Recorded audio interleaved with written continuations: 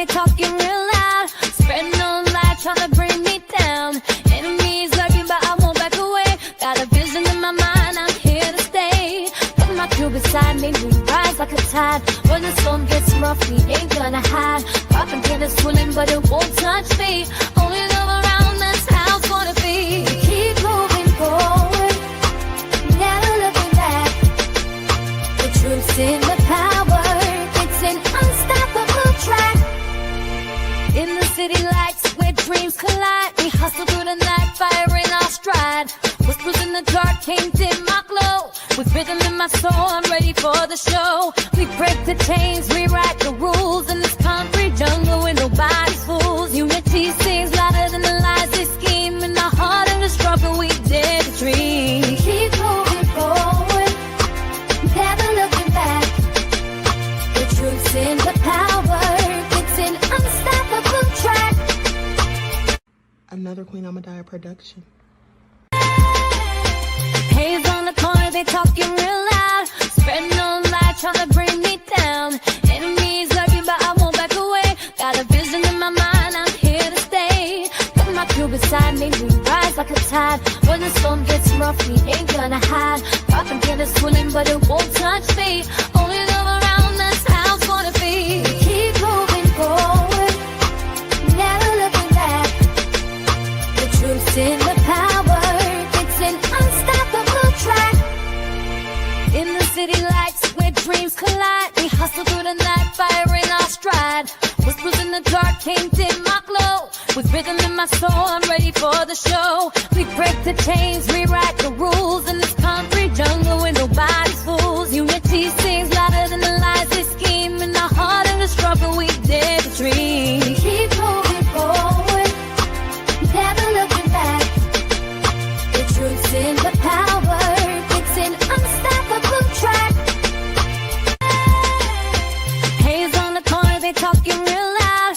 Spreading no light, trying to bring me down. Enemies lurking, but I won't back away. Got a vision in my mind, I'm here to stay. Put my crew beside me, we rise like a tide. When the storm gets rough, we ain't gonna hide. Propaganda swilling, but it won't touch me. Only love around, that's how it's gonna be. We keep moving forward, never looking back. The truth's in the power, it's an unstoppable track. In the city lights where dreams collide, we hustle through the night, fire in our stride. Whispers in the dark can't dim my glow. With rhythm in my soul, I'm ready for the show. We break the chains, rewrite the rules in this concrete jungle where nobody's fools. Unity sings louder than the lies they scheme. In the heart of the struggle, we dare to dream. Hello, everyone. Thanks for tuning back in once again to the original Queen Ahmadiyyah show. I'm your host, Queen Ahmadiyyah, and this is your Daily Vitamins. All right, so as you're coming in, please feel free to go ahead and like and share. Subscribe to the channel if you haven't done so already. Be sure to click that notification bell and click the word all so you're notified each time the Queen Goddess goes live. Now, with that all being said, let's see who all is in here. All right, Anita Harrell, Claudette, Desmond is here, Hadassah. All right, Byron's in the house. Vince, I am from the UK. Let's get into it. Everybody hit that like button, okay? Please double check to make sure you're still subscribed, especially if you have not been receiving those notifications. All right, We the People is in the house. Sharon is here. CB, all right. With that being said, let's have a brief word from my sponsor, and then we'll get into it. Hey, Byron. All right, here we go. Do not buy 12 Tribes on Earth hair growth oil and hair magic elixir unless you want super healthy, gorgeous hair that grows. They have a whole line of amazing hair growth products, including hair growth leave-in conditioner spray, hair growth shampoo, hair growth spray, and hair growth butter. I'm starting to sense a theme here. They include quality natural ingredients. They smell amazing, and you can see the results for yourself. So if you're looking for healthy hair growth for your natural or relaxed hair, try 12 Tribes on Earth today.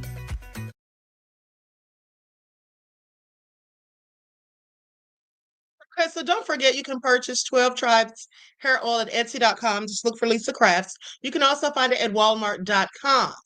Okay. And she also has a beard oil for men. All right, so let's talk about it because you all, Tamar and Funky Dineva, are still up to their shenanigans. So let's just have a quick update on that really before we get started with the Africans going in on us. So Tamar seems to have had her doctor post a video explaining what happened to her teeth. Because people are saying it was a publicity stunt, myself included. Now, I guess she wants to prove that she actually did suffer some injuries, whether she did or not. This whole thing with the Mendici stuff still a publicity stunt. Okay, and I'm inclined to think that the whole thing was. All right, so here's what she posted. I'm going to share my screen. This is something she posted to her Instagram stories. It says, "Biatch, my voice is my PR stunt." All right. I guess that was indirectly a dig at Funky Dineva, who came back and said, "Don't throw subliminal shade. Say who you're talking about." Okay, and here's another post.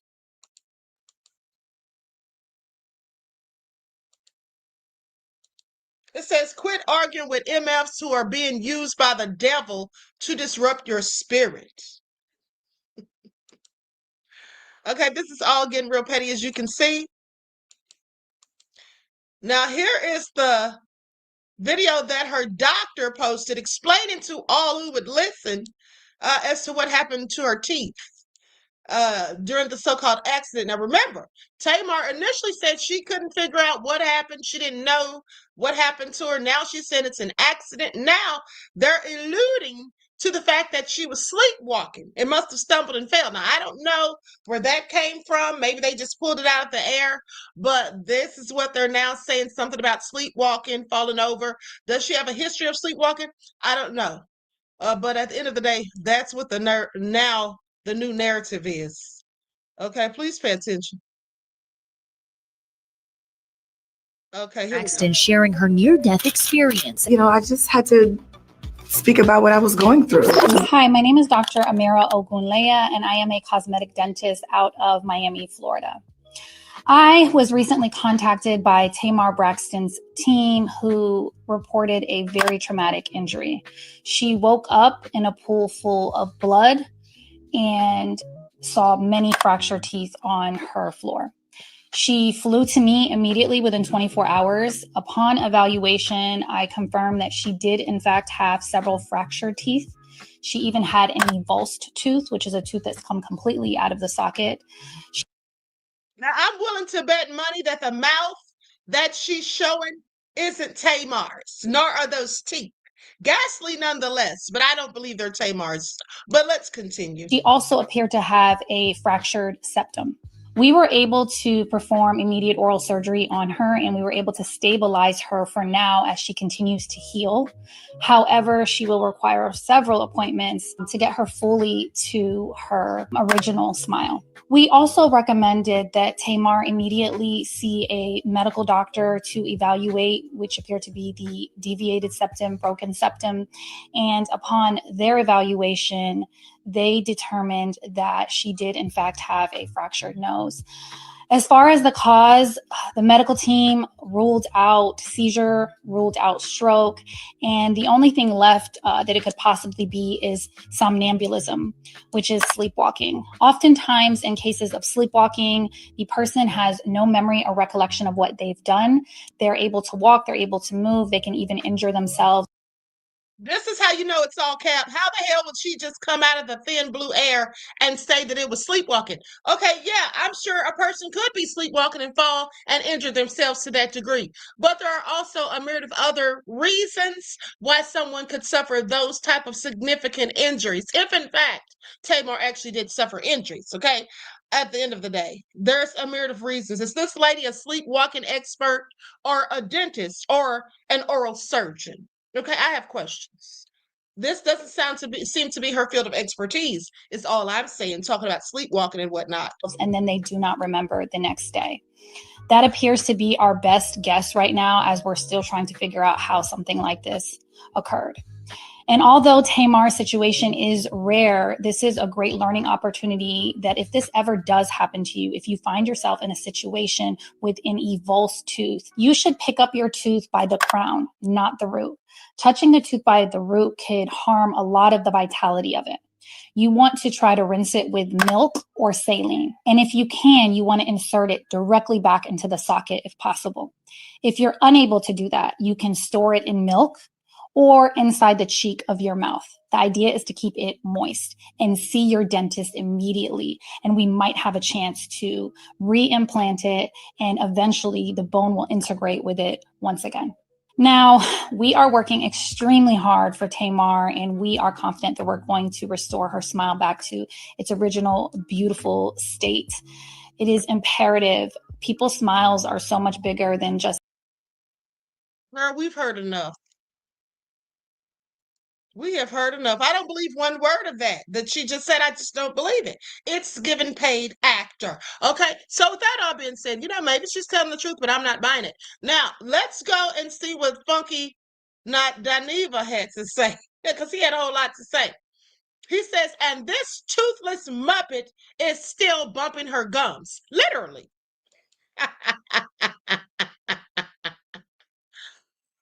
I am so done, but let's continue. Says, shouldn't you be somewhere recovering or waiting on a blood transfusion since you almost died and woke up in a pool of blood? That's what I'm talking about, okay? I mean, to say that she almost died was clearly a reach. All right, so just how big was the pool? Was it Olympic sized, standard sized, a kiddie pool, or that little bit of sink blood that we occasionally spit out when we're brushing our teeth? I'm beyond positive it was the latter. Your near-death experience sure as hell didn't leave you grateful to be alive enough to the point where you would stop being messy, dramatic, and desperately seeking attention. Your ass must ain't fall hard enough. Maybe you should get drunk, take them crazy pills, and pass out again. Lady, I done told you, leave me alone. I'm trying my hardest to not take it there with you. This is your second warning. I suggest you go on about your struggle tooth business. This ain't what you want.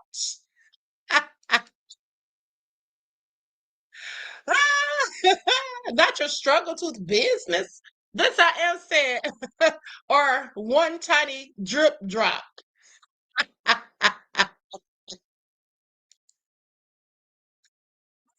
I absolutely cannot. Now, on a video that Funky Dineva did, I believe it was yesterday, where he was talking all the trash about Tamar, he mentioned someone else by the name of LaTroy Davis, I do believe is his name. And he said this person had a falling out with Tamar and how she treated him. And so it's interesting because the person decided to do their own video and talk about how everything that Funky Dineva said about him years ago when he fell out with Tamar about 2 or 3 years ago, now that's all the same predicament that he is now in.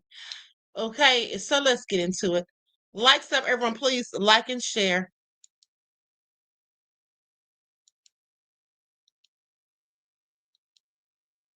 Let me put an overlay on this.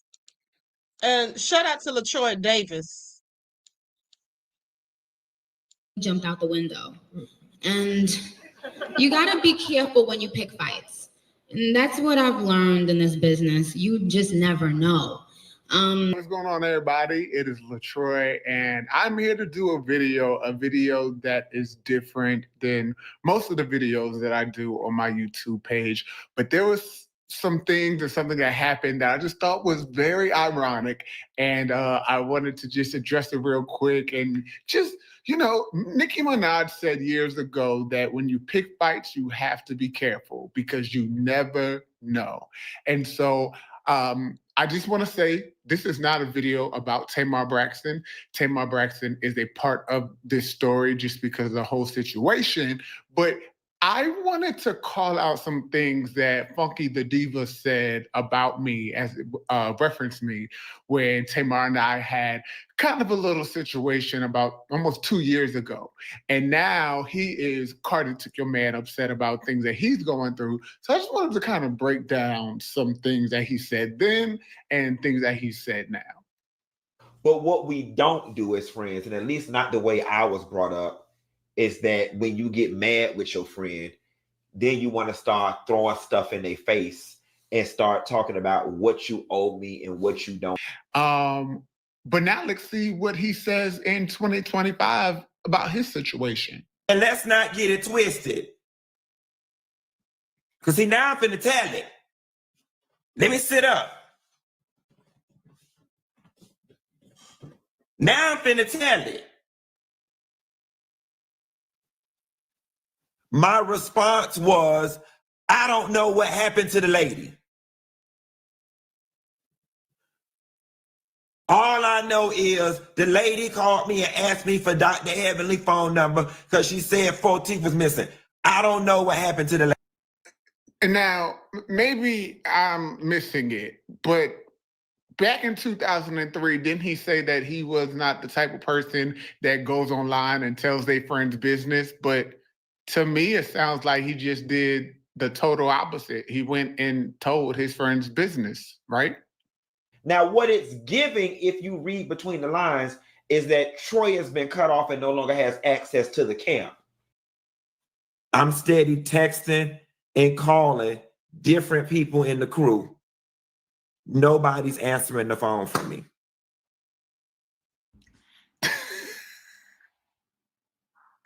Couldn't make this up. So he said I was exiled from the island. Nobody was talking to me. That's what he said back in 2023. And now we're in 2025 and nobody's answering the phone for him. And then last but not least, Troy got on the thing and said, I've been beat down for over a month straight, publicly and privately. And today just sent me over. Now that was sent on the whole while, the whole TikTok, the whole YouTube. Everybody is going, think pieces down to the ground. And let me explain to you why this moment right here. Again, I think it's Alanis Morissette that has a song that says, isn't it ironic? Mm-hmm. So when I was talking about how I was getting beat down for months, he was making a mockery of me. Now he's talking about how the whole TikTok and how everybody on the internet got this to say about him, that to say about him. It's like, oh my God, these incidents kind of mirror. The fact is, I wasn't trying to play you. You got involved in a situation that was making your blogs about something that you had no idea about. And now you are on the same side that you were trying to shade. But you know what else we want to know what sent you over, and we want to be sent over? The police report from where James went and filed charges on Krishan.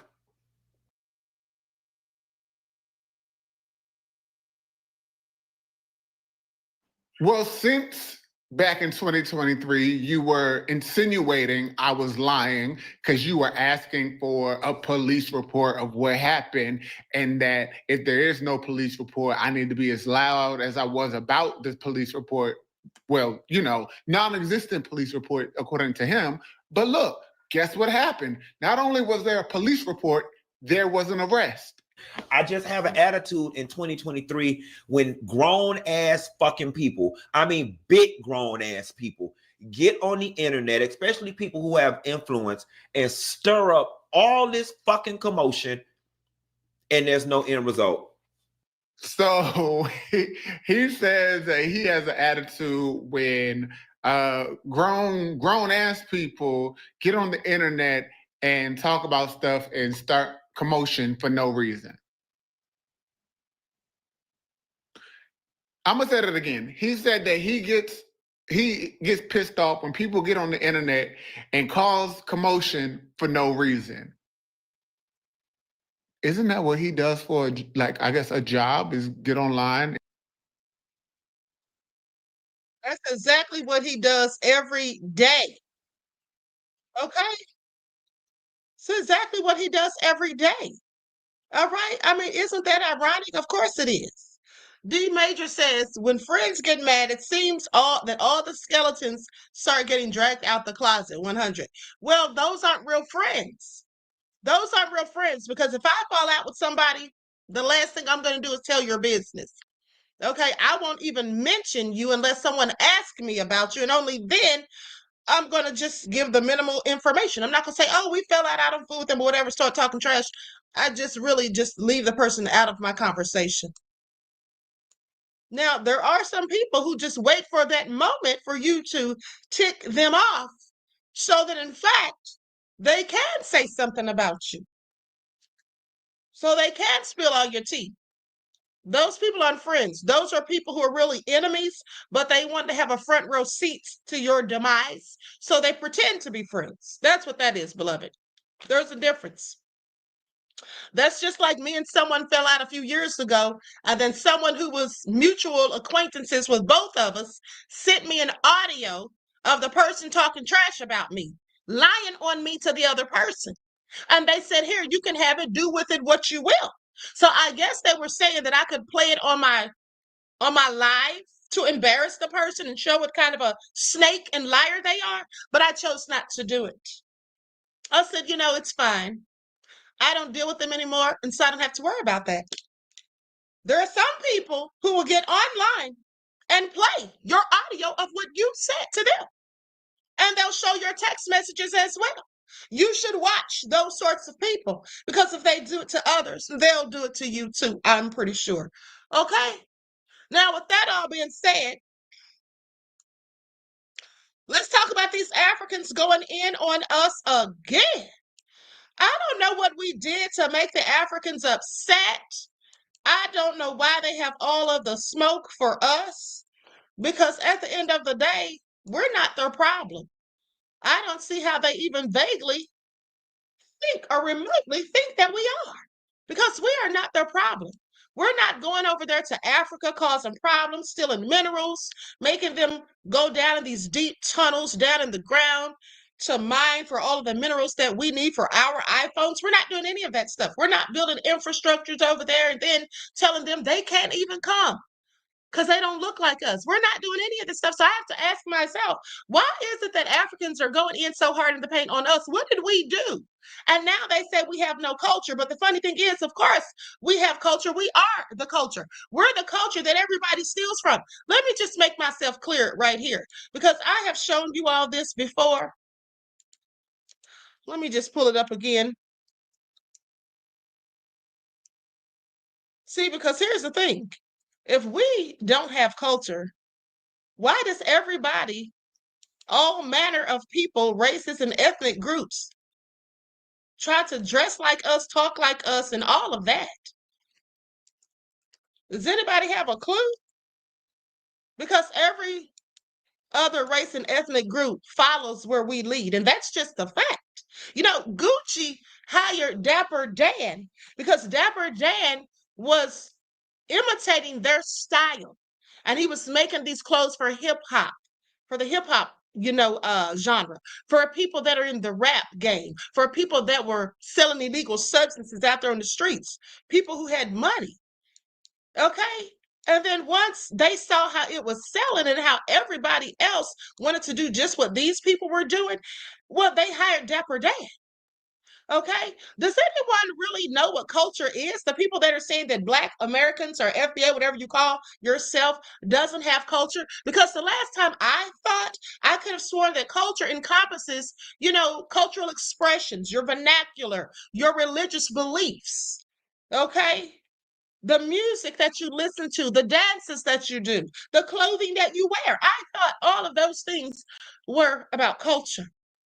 And if those things are about culture, and trust me, they are, then it would seem to me that other groups of people, as I previously said, wear the clothes that we wear, try to speak in the same vernacular as we do, dance to our music, try to copy and emulate our music, and creativity as a collective. Isn't that what people do? Somebody correct me if I'm getting it wrong. Now, so they say we don't have culture, but isn't this African culture?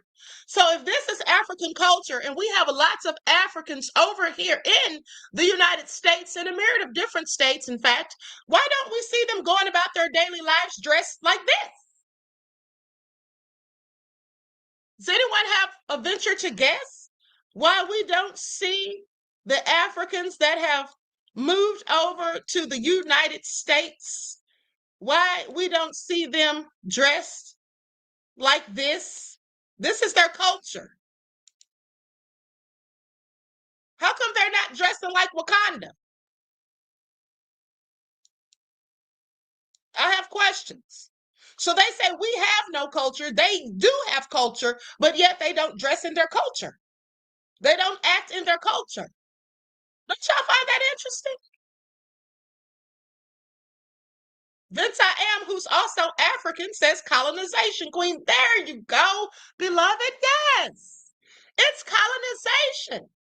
So if you have culture, but you don't dress or act in your own culture, your own set of mores, because you're following what you've been colonized and indoctrinated to think and believe and like, then what's the use of having culture if you don't indulge in your own culture? Why then pick at people whom you say have no culture? Make it all make sense, because it clearly makes none.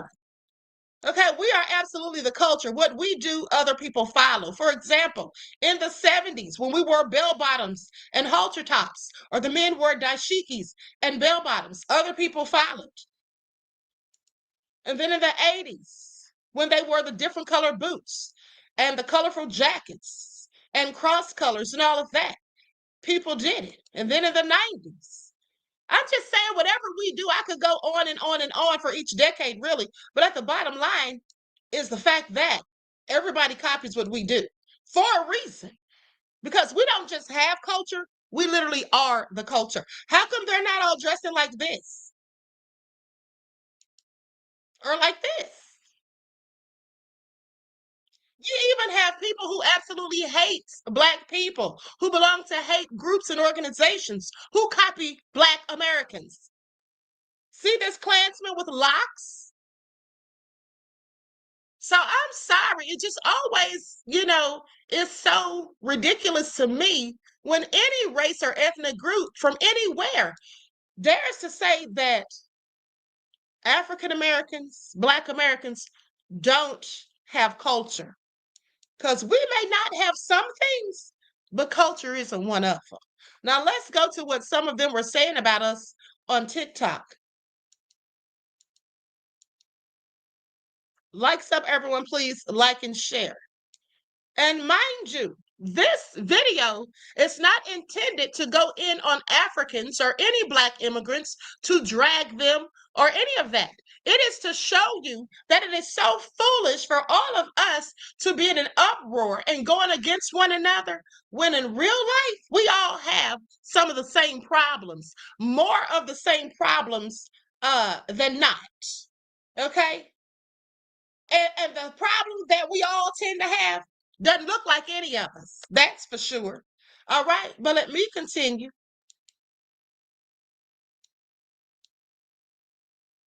Likes up, everyone, please. Like and share. Thank you in advance. Now, this is something very important. I wanted to bring this to you all's attention.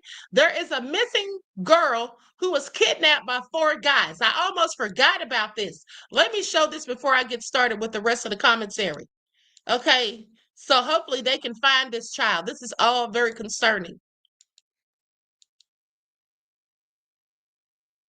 Okay, y'all, I need y'all to share this. It's 1,000,000% important. It was a lady, she posted on Facebook that she seen a little girl get snatched up. I'm from Detroit, Michigan. The little girl is in Detroit, Michigan. She got snatched up by 4 guys. She was walking down Oakman and Oakman Court. She had on some tan shoes. Y'all know them slippy and they look like slippers. Them tan shoes. Hold on, let me get the name of the shoes. They the Ugg Tasman. She was wearing the Ugg Tasman shoes.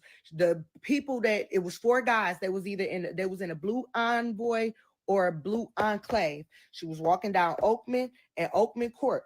This happened today. So if your baby do not come home, that is your daughter. Like they said that they snatched her right up out of her shoes. Her shoes literally was in the, oh my God, I'm getting chill bumps. Her shoes was in the street. Like the lady got the video of her shoes being in the street. They the UGG Tasman slippers. They're tan. They're like tan.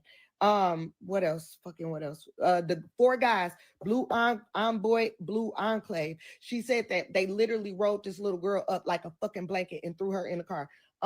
They have her phone. She do not have her shoes. Her shoes is literally in the middle of the street. The lady did contact police, but please, y'all, I need y'all to share this because I'm from Detroit and that could have been my daughter. You know what I'm saying? Like, I please y'all, like Blue Envoy or Enclave. It was 4 guys. She was walking down Oakman Court in Detroit, Michigan. She had on some tan Tasman slippers. That's what either she went. I don't know if she was coming from school or what, y'all. But please, y'all, please find this little girl because. Please, thank you.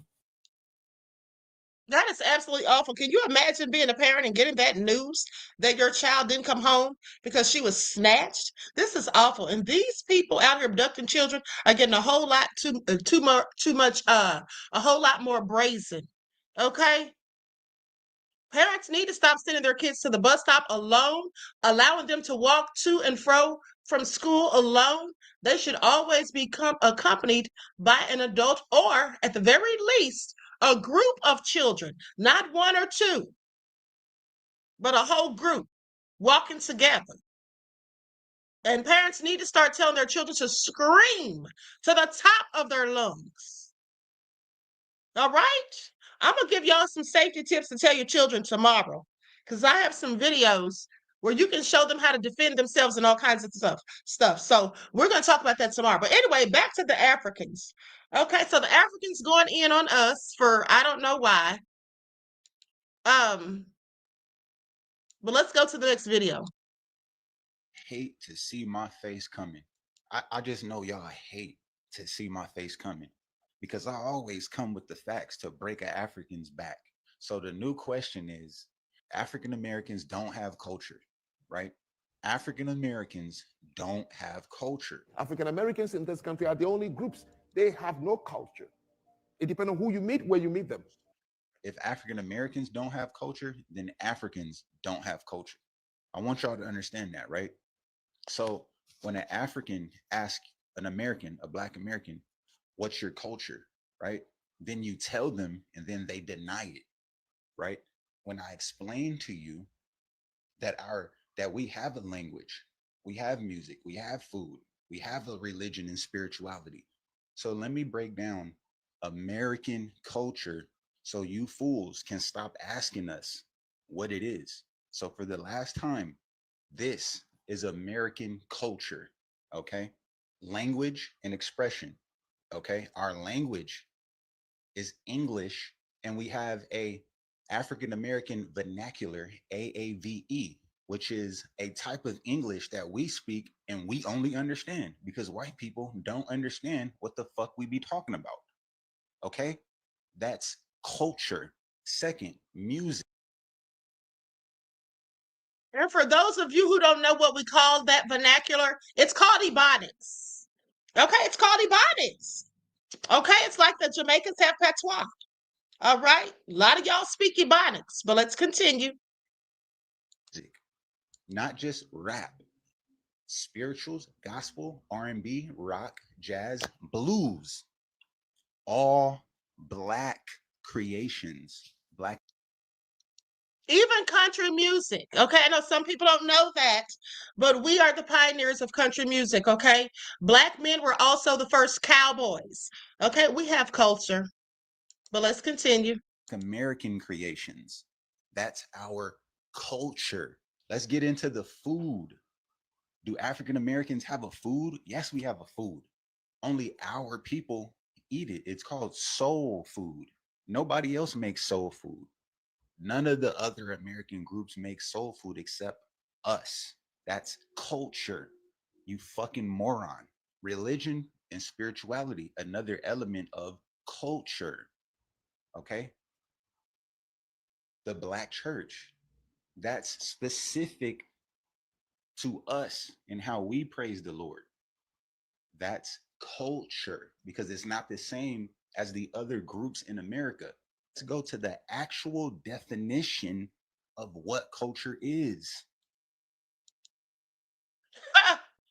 Okay, so Panama Black says FBA really think they're Americans. We are. We are Americans. Isn't this America? Yeah, it is. Okay. Culture is the shared patterns of knowledge, belief, behavior, customs, language, arts, and traditions that a group of people pass down from one generation to a next. Black Americans have the strongest culture, the most worldwide replicated culture. What the don't you Africans understand about that? This is our culture. Also, this is our culture. Also, Africans. Okay, did y'all get what he was saying? So anyway, and we are Americans because we live in America. We're from America. Okay, this land was formerly known as Turtle Island, but nonetheless, we were here. Now I know y'all think that everybody came from Africa, but everybody didn't. Okay, why do you think God would make this whole huge landscape of a world and only have people relegated to one region of it? That makes no sense at all. Okay, it makes no sense.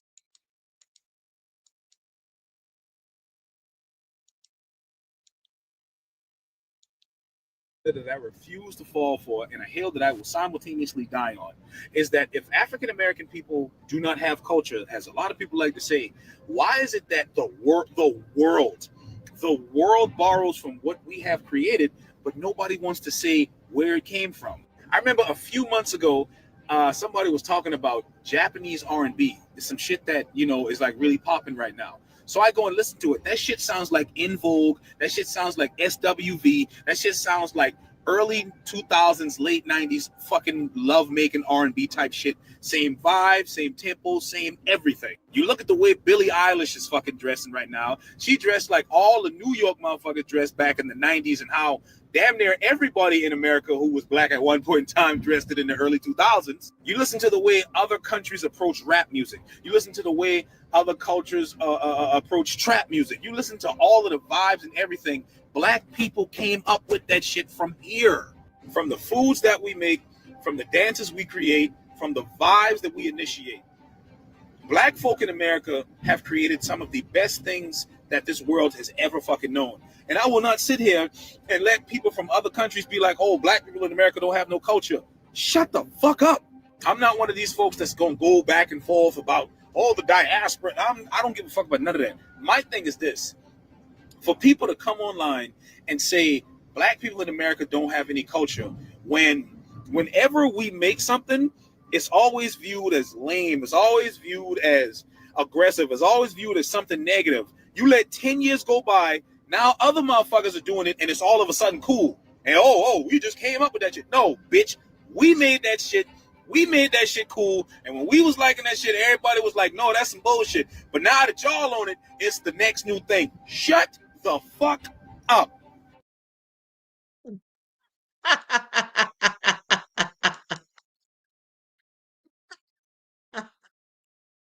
Oh my goodness. He was on point. No lies detected. Now here's an African who wants to apologize for the nefarious behavior of a few bad Africans. Black American, African American family. I'm sorry. I apologize for the sins of the ancestors, the fathers and the mothers of Africa, for what was done to you. I'm begging the African government to please give our brothers and sisters free lands when they come, give them money, let them take part in the continent, in ruling the continent of Africa. Please forgive us. Please. And for those Africans that have come here, you paved the way for us. I'm going to say it boldly. You paved the way for us because you guys, your fathers, your mothers, your forefathers, your ancestors, they fought for freedom. I acknowledge it. Without the way you guys fought, we might not be here. And some of our own forefathers, our own ancestors learned from your fathers and mothers. They learned, they reproduce um this movement in Africa to be able to free us. So thank you. I'm sorry for the disrespect. I'll make every effort to spread awareness. I'm sorry for any names you've been called. Thank you. Thank you. Thank you so much. Since I don't know the ancestors, I can talk to the children. You are the children of your ancestors. Thank you so much. Please, let's forgive each other and work together. God bless you. From my heart to your heart. I don't want to cry. Bless her heart. Isn't she so sweet? Bless her heart. You guys have put up with a lot. Oh my goodness. Don't cry, mama. Don't cry. I'm sorry. Don't cry. The poor little African lady crying. Y'all see that? See, why can't the rest of y'all be as kind-hearted and sweet? She loves us, and rightfully so, because we love her too. Okay, for the nefarious ones who want to continue to go in on us and say that we don't have culture and we lame and we steal and lie and lazy and all that you've been taught by your oppressors, mind you.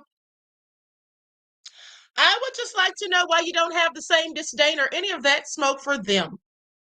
Okay, we didn't do anything. We're just here. We're just existing in the land of which we were born. We didn't run away. We didn't flee. We didn't do any of that. But yet, we have to endure the ridicule. Okay? That poor, sweet little African lady was crying. That is just so sad. Breaks my heart. You all should learn from her. Okay? The rest of you that are nefarious, you should absolutely learn from her. She was really sweet and that was heartfelt. And I'm being very serious. Now, Vince, I am saying nefarious, ignorant Africans in the Queendom chat, sit down somewhere. Vince going in on his own people. You tell them, Vince, if they don't want to heed the signs. I mean, this is all crazy for us to be going at each other. Okay. I mean, just really think about it. When you have Trump in office, when you have someone like Trump in office, this is what we're doing, Africans and African Americans. This is where we're at. Please wake up before it's too late, okay? Like I always say, please wake up before you die in your sleep. Okay, now let's continue right along. Here's another African going in as well. Not on us, mind you. Find it so funny how a lot of African immigrants, especially African men, most especially Nigerian African men who live in America, always have some type of criticism, something negative about America, yet having the audacity to still live in America. You're an immigrant from Africa and you're talking shit about America and Americans, and you're still living in America.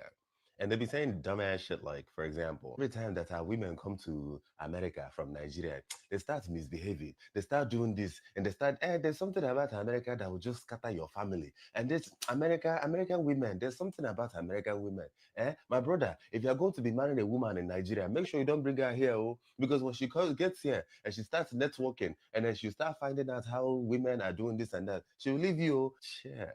These same biscuit and granite heads also lack the emotional intelligence and the intellect and the humility to ask themselves why. A lot of y'all are so delusional to think that Africa, specifically Nigeria, is ideal. But if Nigeria was ideal, what the fuck are you doing in the West? Why not stay in your village? Why are you running to America by fire, by force? The average Nigerian is looking for a way to Japa, to Obodo Yibo, the place that has problem. Why is it that a lot of these men and women, but especially even women, are looking so desperately to come to America as a safe haven? Why? Most especially you. Why are you in America yet you are criticized? Why not be in your village? I thought that your village is the most ideal. Don't get me wrong, like I mentioned before, there's problems in this world. No matter where you go to, there's some fuck shit. In America, fuck shit. Africa, fuck shit. Australia, fuck shit. China is just the way it is. The devil was cast down to earth. It wasn't cast down to just Nigeria. It wasn't cast down to America. It wasn't cast down to New Zealand. The devil was cast down to earth. This is earth. And as a result, there is fuck shit everywhere you go. But the audacity for you to be talking shit about somebody else's home, yet you live in that person's home. Hey, for that. I can understand if it was somebody who was still in Africa or somebody who was in Nigeria specifically, and you're talking shit about somebody else's country. I understand that, not a problem. Humans are very opinionated. But let it be that you are in your own country and you're criticizing somebody else's country. But the audacity for you to leave your own country to somebody else's country to talk shit. One day, look at yourself in the middle. Nada. Okay, I love him, honey. He's on point. All right, absolutely on point. Let's continue.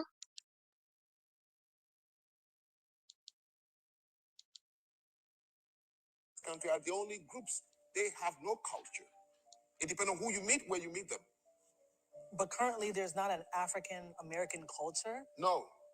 Yes, there is. What is it? Name two value systems in the African American culture. Value Name, yes. Name two taboos in the African American culture system. Name two traditions, by the way, in the African American culture system. Mr. Zanu. See, Mr. Zanu, you're obviously an intelligent fellow, but it's comments like yours that fuel diaspora wars. It's comments like yours that make work like mine frustrating. Because respectfully, you're being intellectually naive, either because you don't want to do the research or you simply don't want to. You said African Americans can't handle freedom or civil rights because they have no. You all in the chat, please do me a favor and kindly stop responding to Panama Black. Panama Black wants attention, okay? Panama Black wants your attention, so please don't give it to them. Now let's continue. No culture foundation. You say they have no culture. You say they have no taboos, nothing to balance it out. So let me offer you some clarity before you confuse displacement with deficiency. First, I think the question is dishonest. You don't strip people of their land, language, names, gods, and memory, then complain that they can't trace their lineage back to 1462. Exactly. African Americans didn't lose culture. They forged one in fire. So, Mr. Zanu, here are just some of the values in African American culture. 1. Resilience, the culture DNA of survival. From slavery to Jim Crow to mass incarceration, they didn't just endure, they built. 2. Collective uplift, each one teach one. From the church to the block, the goal is always bring your people with you. 3. Y'all heard that? Each one teach one, okay? Exactly what the Queen says every day. But let's continue. Self-determination. Ask Garvey, ask Malcolm X, ask Black Wall Street. Even in chains, there was always the instinct to self-govern. 4. Respect for elders. Yes, ma'am. No, sir. Big mama. Uncle, even if we are not related. Don't get it twisted. That's ancestral. 5. Faith and spiritual power, whether through Christianity, Islam, ancestral reverence, or Yoruba revival. Spirituality is core. 6. Creativity as resistance. Music, dance, style, slang. African Americans turned rhythm and rhyme into shields and swords. 7. Kinship beyond blood. Play cousins, aunties who aren't biological. Because when the system breaks the family, community steps in. 8. Justice and fairness. From civil rights to Ferguson to George Floyd, African Americans don't stop fighting for the oppressed. And then we move on to taboos. Yes, African Americans have taboos too. Plenty. 1. Disrespecting elders. Whether you're 5 or 45, disrespect an elder and you'll feel the culture. 2. Snitching. Beyond street code, it's rooted in survival. If the system wasn't built for you, you don't feed it. 3. Public family shame. Don't air dirty laundry. You protect the house even when it's messy. 4. Coping without credit. Biting someone else's style without acknowledgement. That's a cultural sin. Week 2, but let's continue. 5. Playing with ancestors. Even non-religious black folk will not speak lightly of the dead or the struggle. That's reverence right there. 6. Selling out. From Uncle Toms to Coons, betraying your people is not just frowned upon, It's named and remembered. 7, letting the culture die, whether it's jazz, soul food, or the electric slide at a wedding, you carry it forward. So let's be honest. What you're witnessing is not a people with no culture. It's a people who had their culture ripped apart and built another one in a land but never loved them. What you call lack of foundation is actually unrecognized brilliance, because African American culture isn't just about remembering where you come from. It's about reinventing where you can go. And let's be clear, African Americans aren't confused about freedom. They are the reason you get to speak freely right now. You, Mr. Zano. They didn't mishandle civil rights.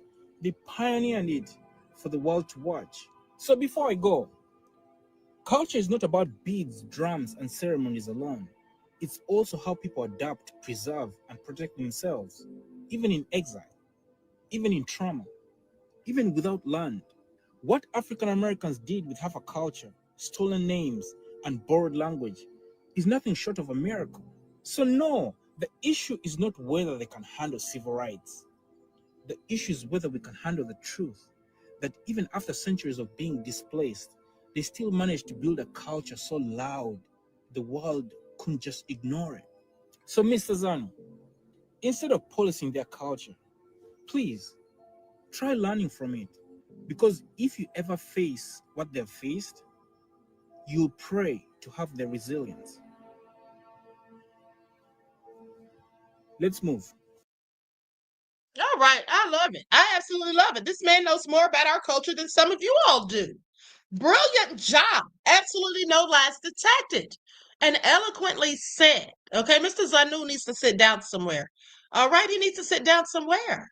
You see, the funny thing is, the people that say we don't have culture, the people that refer to us as slaves, do so because they were never enslaved in their land. And we were. So they think that's something to bully us about, to clown us about. Where if really they had any human dignity, okay, they would not clown people because your ancestors were slaves and treated in inhumane ways by the same land that they flee to. Make it make sense. How do you come to America hoping to have a better life, but yet you want to clown the people who almost look like you when you get here because of the things that happened to us on this land that you came to, feeling that you can thrive and prosper, and you can because you're not attached to this land. So anytime you get out of pocket, they can ship you right back over there. They can't ship us anywhere. That's why they give us the hardest time in this country. And this is why they allow other people who come here to also give us a hard time. Okay? African Americans, Black people, Black Americans, FBA, whatever you choose to call yourself, we are the Shakur Sanders of America, of the world. In fact, of the world. Because people all over the world treat us the way the NFL is treating Shakur Sanders. I want y'all to think about that. Marinate on that for a second, if you could. Think about how the NFL is treating that young man. They have blackballed him. They have blackballed him. Cleveland doesn't really want him. They're just using him to drive up jersey sales so they can make money. They're using him to fill up the seats. But are they going to let him take to the field? No. No. Because why do they have Bailey Zapp? Why is Bailey Zapp on the team? Okay? After he was put down. Why did the Cleveland Browns need him? I have several questions, but I don't even want to get into that whole tangent. Okay, retired federal police bank says, great job, Professor. Thank you, beloved. I appreciate your kind words, and I appreciate your contribution to the channel. Peace, love, and blessings. Okay, so that man told no lies. Okay, we're the ones who fight. We stand up against injustices. We don't bow, bend, or break. We stand 10 toes down, and we lead the way for others to follow. We literally clear the path for other people to come right behind us and follow. That's what we do. Now, people talking against that, you got to be hating. You've just got to be. You got to be mad. You got to be hating because that's what it's given. Some Africans, sadly, are hating on us. Sheila, thank you for your contribution to the channel, beloved. I appreciate you. Peace, love, and blessings. Some of these Africans just don't like us. Some of the Mexicans don't. The Latinos don't. The white folk don't. Some people just don't like us.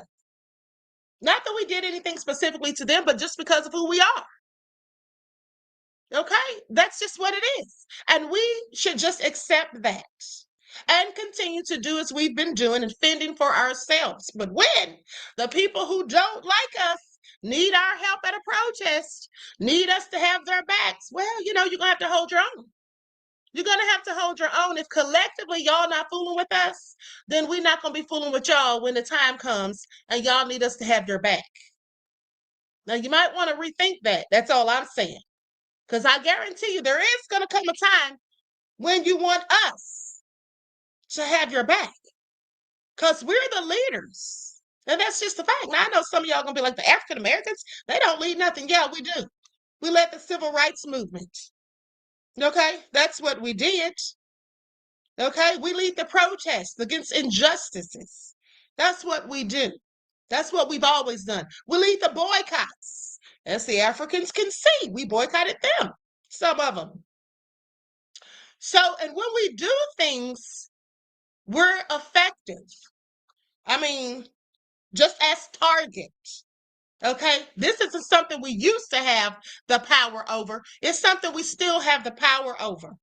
Now, I'm going to say this, and maybe I won't have to say it again, but unless the collective of the African community gets in line, then they're going to have some really, empty bank accounts because we're the ones that put money mostly into their community. It's just a fact. Now, if we really want to go hard in the paint on y'all, like we did Target and cost y'all billions, 12.4 to be exact, we could absolutely do it. But I know y'all don't want us to. So why don't y'all just lay off? And in the words of Rodney King, can we all just get along? Let's try to do that. Okay, let's try to do that if we can.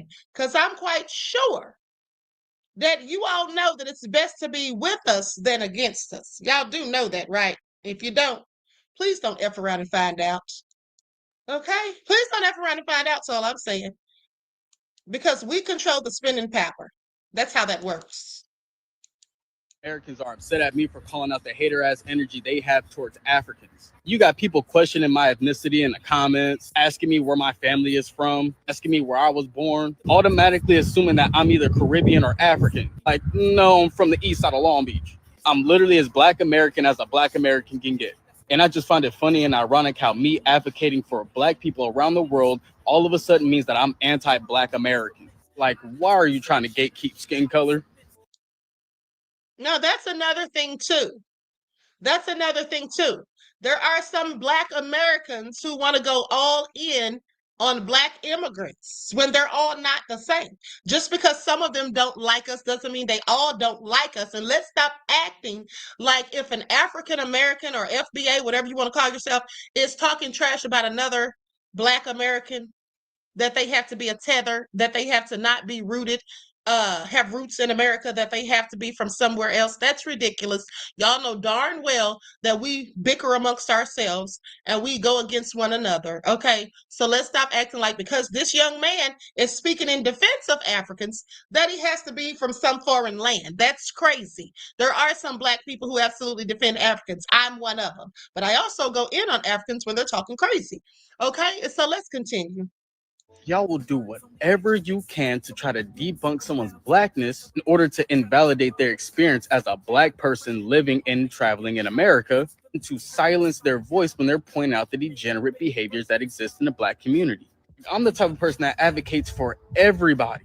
Now, all of a sudden, all the times that I stood up for African Americans mean nothing because I said, hey, stop hating on Tyler and we need to start respecting African people. Now, all of a sudden, I can't claim to be a Black American. What y'all don't realize is that people like me are always going to call out mistreatment and unfair behavior, even if it's coming from our. That's true. People like him, because I'm one of those people like him. So let's talk about this for a second. Now, With this all being said, here's the thing.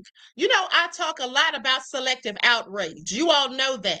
I talk a lot about selective outrage because I hate it. I absolutely hate it. Okay? People that are mad about one thing, but the same thing happens over here and they're not mad about it or even concerned.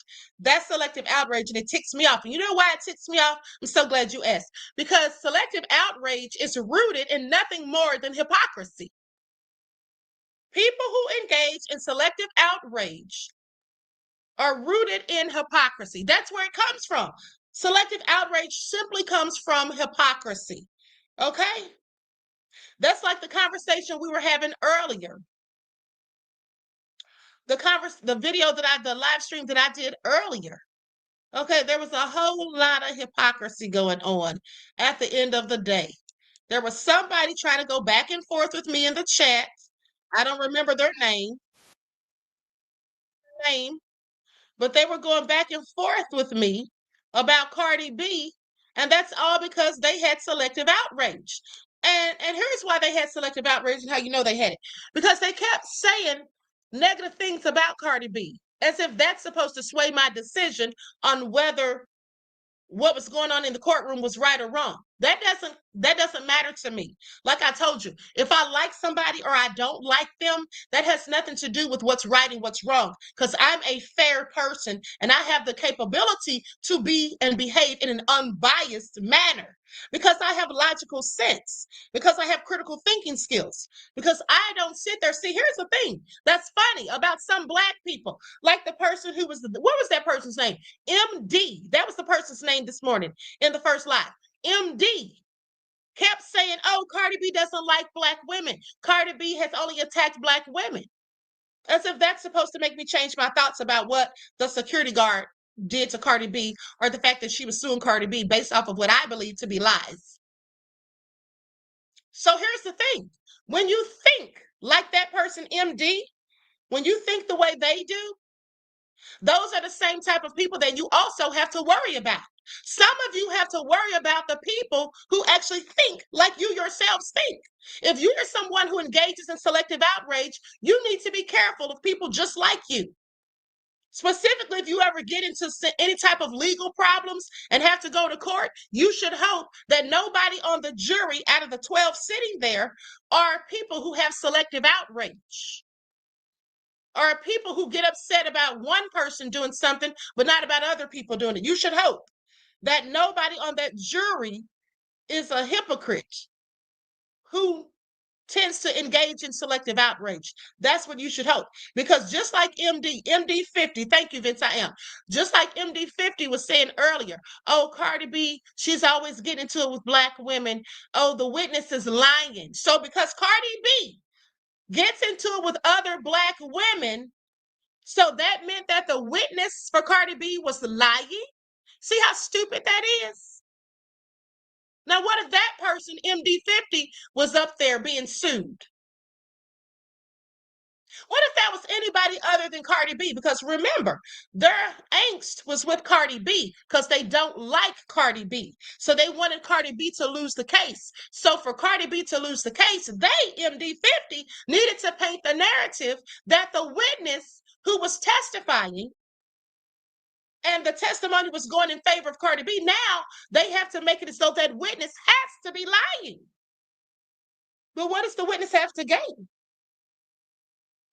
You see how stupid that all is? That's why I hate selective outrage. Because if that had been anybody other than Cardi B, for example, if that had been their favorite female rapper sitting up there, or their favorite rapper, period, sitting up there being sued, and the witness was saying what the witness said, they wouldn't have said the witness was lying. It would have been the gospel truth.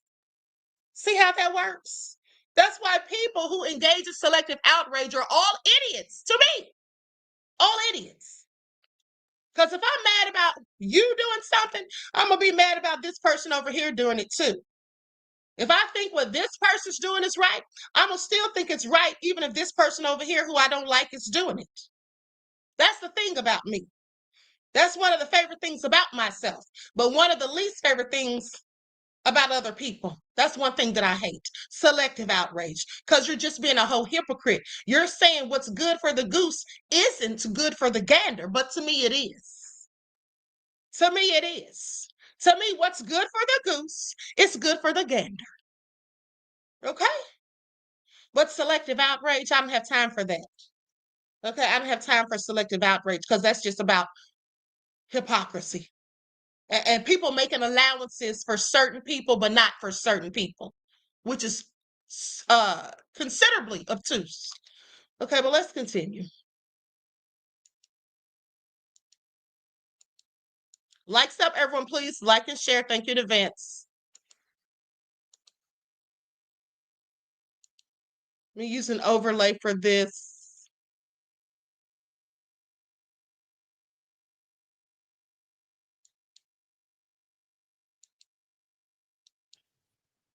I'm from America. That's what we're saying. Just like What a country in Jamaica, just Africa like are a you no, from? no, no, hold on. Just like somebody from Jamaica, they're not going to say what country in Africa they're from. Somebody in Haiti is not going to say what country from. They're going to say they're Haitian. Because they were closer from what is it called, the triangular slave But then trade. when you ask them that question, Mhm. they're not going to have a definitive answer. That's because they're already in their own community of Caribbeans, the Haitians, Jamaicans. They're all like in one bowl. Just as But far. Black Americans are in their own But bowl as well. the Like reason why I that's asked what I'm that, saying. that's Why are why we getting questioned? that's why Africans feel that way, because they feel like because you don't know where you come from, which is not by fault by Africans. We it's know not by, where we come from. We come from America, just like I guess it's Jamaicans just come more. from Jamaica. Like, what is the difference? I think it's Like, just more relatable from an African to see another African and be like, oh, where you come from? Oh, I'm from Ghana. I'm from this place. And they know so much about their culture because they do this, and this. So I feel like that's where they feel like you know so much about your culture in Africa. So that's what they're like, well, Americans don't know, because honestly, you guys don't know. When Africans come to America, they're busting their behinds to get degrees, become doctors, lawyers, and stuff like that. So when Africans look at African Americans, they're like, these people have credit cards. We don't even have credit cards.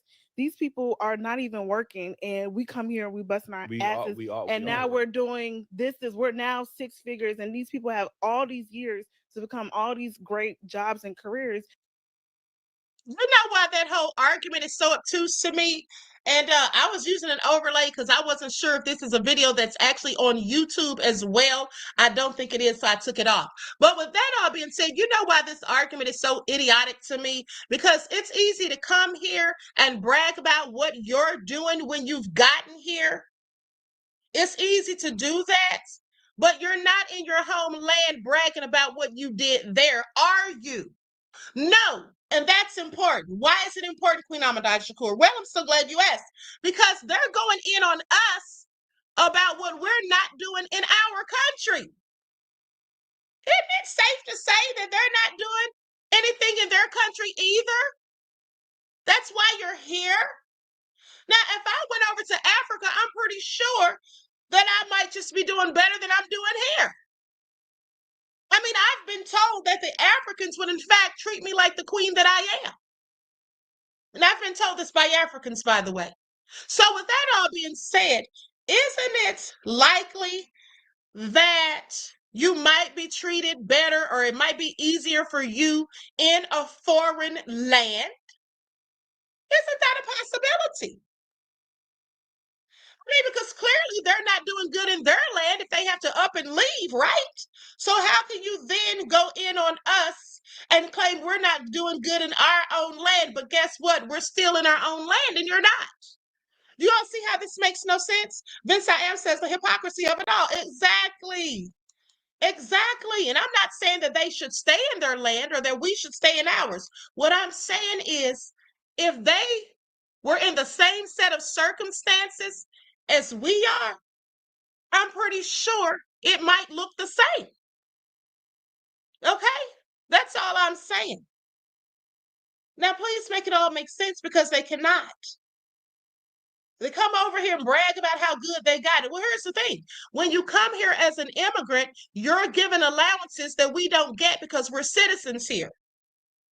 Okay? We don't get these grants that they give to them, and they can start their own businesses and they don't have to pay taxes for about 7 years. We don't get those. It's hard for us to even get a business loan, even when we have collateral and an 800 credit score. because America doesn't want us to be doing so great. They'll let a few of us, but they couldn't stand it if every Black person in America was doing excellent. They couldn't take it. They couldn't stand it. We know this because that's why all the race riots started in this country. What are the Africans talking about? Do they really know our history? If they did, they would be quiet. They would be quiet unless and only if they were talking the same way Vince I Am speaks of us, or the man and the woman who was apologizing the way they speak of us. If they really knew what they were talking about, that's how they would speak. But since they're talking crazy, I have to assume that they don't know what the hell they're talking about. Okay? That they just simply do not understand what they're in fact talking about. There is a concerted effort to purposely make trouble for people who look like me in this country. Not for them, because they've no ties to this country. They can up and leave at any moment or be deported at any moment. We can't. So it's all different. And that's why this whole argument is so obtuse to me. And even more than just being obtuse, it's really sad. And especially sad that the people having this argument are people that are all oppressed. But no one's arguing with the oppressors or even talking negatively about them, only amongst themselves. And isn't that sad, beloveds? Well, of course it is. But let's continue. And they're not doing anything. I'm just saying this is what they're saying. Yeah, This is the conversation. It's like y'all have all this time to get free money, free loans, and we don't get that back at home. Yeah, but y'all get that when y'all come here, though. Exactly. And guess what? We're right here, and y'all are still here. There's a lot of grants. She sounds so stupid. She said, and yes, we do, but guess what? We're here and you're still here. That's because you're getting freebies, lady. You're a freeloader in this country. You're a freeloader in this country. Let me see if I can come up with an accurate analogy to make it so that people understand what's going on here. Okay, so it's like this. I live in my home and I work every day so that I can pay bills. And because I have to work every day, I'm limited to how much time I can have enjoying myself. And because I have to pay bills, I'm limited with how much money that I can spend frivolously on foolish things. But if I was a freeloader and I came to one of y'all's houses and I moved in and said, hey, listen, y'all, I don't want to pay rent anymore. I'm tired of bills. It's kind of a drag. Let me stay with y'all so I don't have to worry about all that, because y'all been paying bills, right? So y'all are used to it. So I'm going to just move in with y'all, and I'm going to just sit here and watch TV and eat chips and snacks. And I'm going to go have fun. I'm going to go to the club on the weekends. I'm going to go to Six Flags over Georgia. I'm going to go to Whitewater. I'm going to go have parties. I'm going to go to parties. Okay, doesn't that sound like the life? And when I go out to these parties and these clubs, I'm going to go with people who give me money to spend. So I don't ever have to spend my own. They're giving me a lot of free stuff. That's what they're doing. That's what the Africans and everybody else who comes here as an immigrant, that's what y'all get to do in this country. Y'all get to come over here and freeload. Now, I'm not saying y'all don't work, because of course you do. But what I'm saying is you get the free stuff. You get the grants. Okay, you get the EBT. All right, you get the food stamps. Y'all get these free things. We don't. Now, some of the Black people here get food stamps, some of the white people too. But what I'm saying is what we don't get are those grants to open businesses and not have to pay taxes for 7 years. That's what we don't get, but they do. So I'm sorry, freeloading.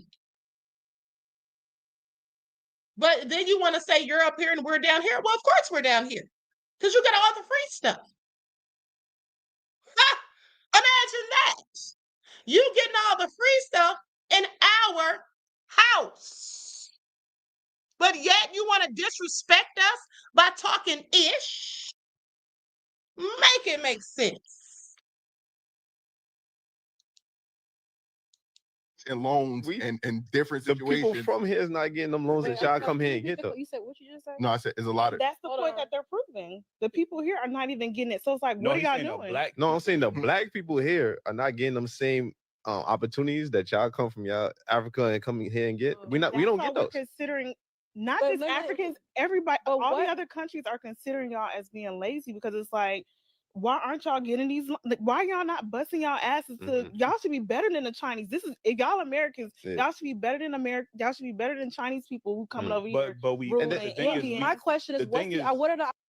You know what's interesting about her conversation? She should ask herself, why in the hell isn't she better than the people that come to Africa? When she's in Africa, why isn't she better than the Chinese that come there, than the Westerners that come there, the African Americans that come there? Why isn't she better than them? She isn't. She isn't. We see it every day, right? We see the Chinese people come there. We see the Western people come there. We see them building infrastructure, putting up their own businesses and all of that. They're doing better in that country than she is. That's why she's here. But she wants to know why we're not doing good in our country. Do y'all see how this makes no sense? Please tell me y'all get it. Please tell me y'all get it. Okay? Why didn't she bust her ass in Africa rather than coming here to bust her ass? I have questions. Because here's the thing. As far as I'm concerned, no matter how nice and big and fancy and lavish and plush someone else's country or house is, I want to stay in my own damn house. I want to stay in my own damn country. Now, that's just me. That's just me. But if I do come to your house, if I do come to your country, I'm not going to try to downgrade you and disrespect you while I'm there and talk about what you don't have and that you should have this, that, and the third, and how I'm so much better than you in your own house. I'm not going to do that. Because you know who does that? Disrespectful, no good ass people. That's who does that. Okay? That's who does that. Opportunity that you think that we have over that's different, right? The grants, the loans, the scholarships and stuff. We're getting more than you guys. I don't understand what. No, I've never heard of anything. Are y'all seeing what's going on with the immigrants right now and how the benefits that they're?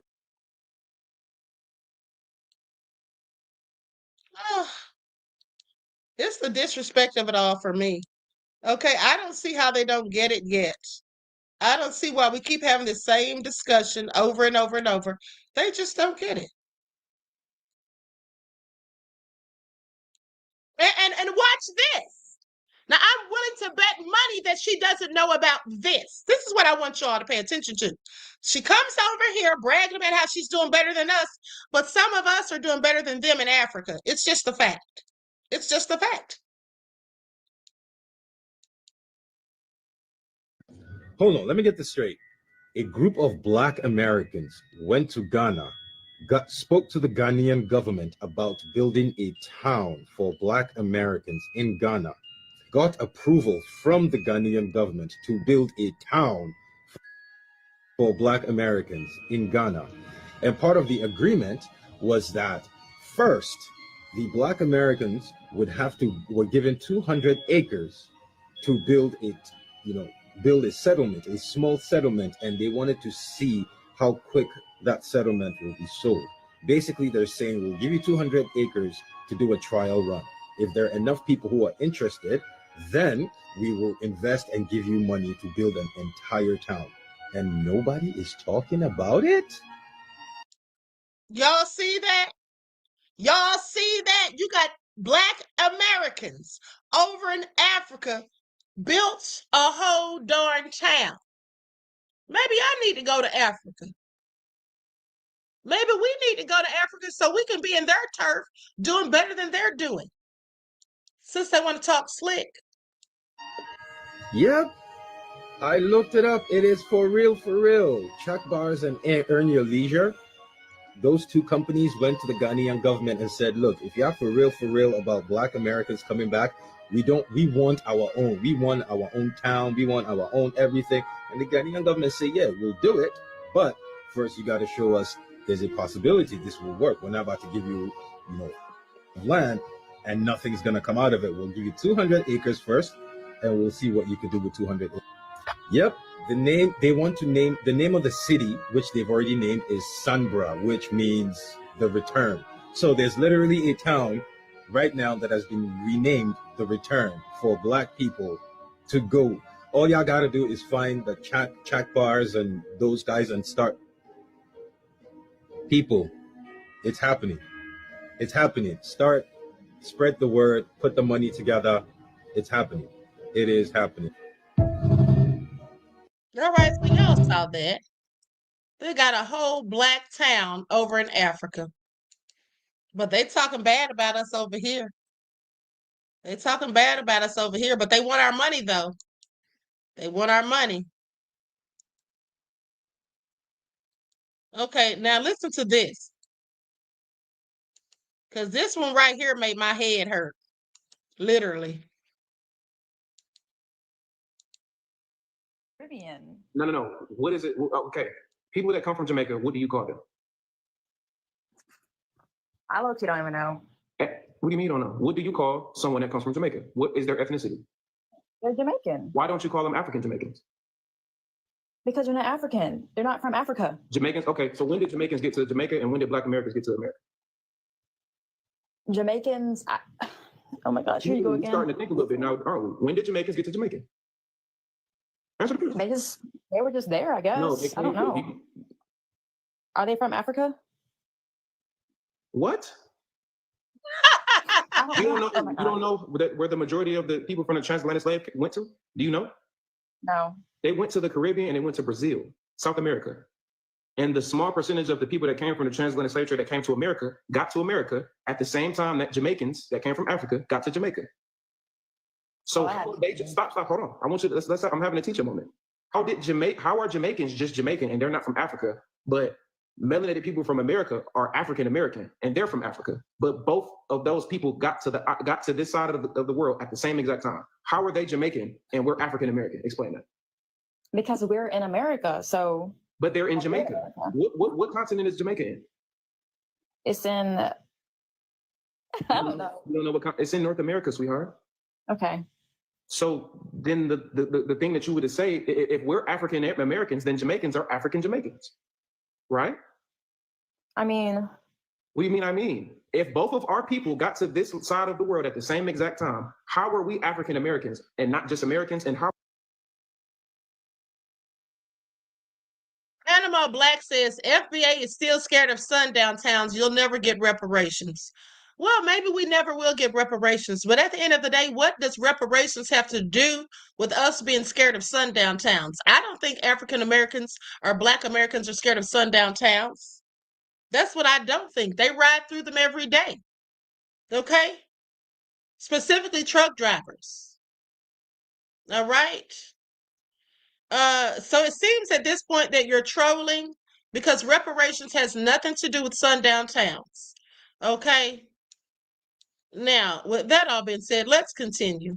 How are they Jamaicans and not African Americans? Where does what are you, like, where's the confusion? I don't know, I guess because, like. Because what? I mean, that's a good question, honestly. I don't really know. That's the problem, because a lot of people are uneducated. Most of the people, do you know? Black? Huh? So you consider yourself as a Black person? I'm a Black American. Do you know the people that were classified on paper as Black? Yes, but. Who are they? But you're African though, because your ancestors are from Africa. What ancestors do people that come from Brazil? Where do their ancestors come from? I'm going to say Africa. People that come from Japan, where do their ancestors come from? I'm going to say Mongols. No, they come from Africa because all life and people came from Africa, correct? Yeah. So by that logic, everybody's in Africa, correct? Right. So would you consider Jamaicans Black? Or no, I'm sorry, would you consider Japanese people Black? Oh, no. Why not, if they all came from Africa? Like the logic that you just gave me. Because they got mixed in with other things. Just like we did. We got mixed in with Native Americans and we got mixed in with the portion of the population that came from Africa. So we got mixed in with Native Americans just like they got mixed in with other people as well. So by that logic, because you just use the logic with me, you just said you're Black if you come from Africa. So if all life came from Africa, Asians, Indians, people from Australia, even Europeans, if all life that came to existence started in Africa, by that logic, all people are Black, correct? Right. So then your logic isn't making any sense then. She didn't make any sense. She didn't make any sense. She didn't even know what continent Jamaica was on. So, like, please, I wouldn't even have wasted my time talking to her for a minute, much less 5. Okay, so anyway, let's continue.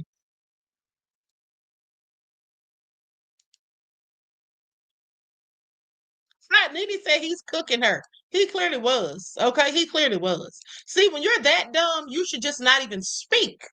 Okay, I don't even know why she was even trying to have a conversation with him. It was clearly one-sided because she was a whole fool. You from? If you ask somebody in the US where they're from, like, you know, like, where are you from? Where are your roots from? Most of the time, they're going to tell you something like, I'm from Washington, D.C., I'm from New York, but, you know, I have grandparents who were born in Florida, and so on and so forth. And the only logical answer to that question would be from the United States, because that's literally where we're from. Like, I'm really confused as to what other answer would you be looking for from a Black American? Whereas if you ask somebody in Europe, I say Europe, I'm actually in France, but if you ask, it's the same really all across Europe. If you ask somebody in Europe, a Black person where they're from in Europe, they will almost never tell you that they're from, you know, X city. They're not going to, like, for example, in France, they're going to be like, yeah, I'm from Paris, or I'm from Marseille, or I'm from Lyon, or whatever. They're going to tell you I'm from Congo, I'm from Cameroon. And you know why they're going to tell you that? Because there's something called immigrants in those European countries. So those people who, if you ask them where they're from, they're going to say Congo or Cameroon or some other African nation. They're saying that because they're immigrants, first, second, third, whatever generation, which is not the same as being a Black American. So let's get this straight. Like, to say bluntly, I don't think that most African Americans realistically know where they are from. And that's not. Why do so many immigrants think this? Like, we know exactly where we came from. Like, we come from the United States, but why do so many immigrants, especially from the African continent, why do so many of y'all think that the only valid identity is identities that come from the continent of Africa when it pertains to Black people? So if you got brown skin, the only identity that's valid is the African identity, which is the reason why you keep telling us that we don't know who we are, we don't know where we came from, because we don't associate ourselves with no specific country over in Africa. So somehow our identity as Americans just is not valid. It just couldn't be valid. But somehow, though, y'all don't do that to the South Americans, even though our history is very much similar. It's cool to be Brazilian and Colombian and Dominicana. Femso said American, like Puerto Rican.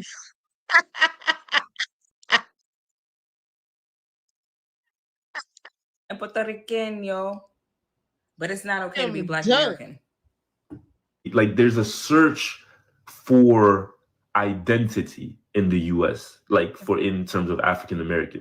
Now, you take that and then you look at Black people in Europe generally, not all. The history is a little bit different there because, again, you're the first person born outside of your nation. You know where you're from. Like, you know where your roots are from.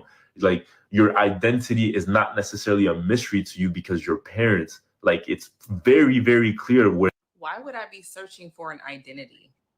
Why would I be searching for an alternative identity? Why would I feel like I don't know who I am, or like my identity as a human being or as a Black woman was just some sort of a mystery? Why would I feel like that? When if I live with myself every single day, when I wake up in the morning, I look at myself every single day, and I have never once questioned who I am or what I am. Exactly. And we're not Africans. I mean, it's very obvious. Do I look like an African? No, I don't. I don't look like an African. Okay, it's safe to say that we're all different people. All right, that's just the facts. Now, this lady right here is going to tell y'all why the Africans don't like us, because she was married to one, according to her.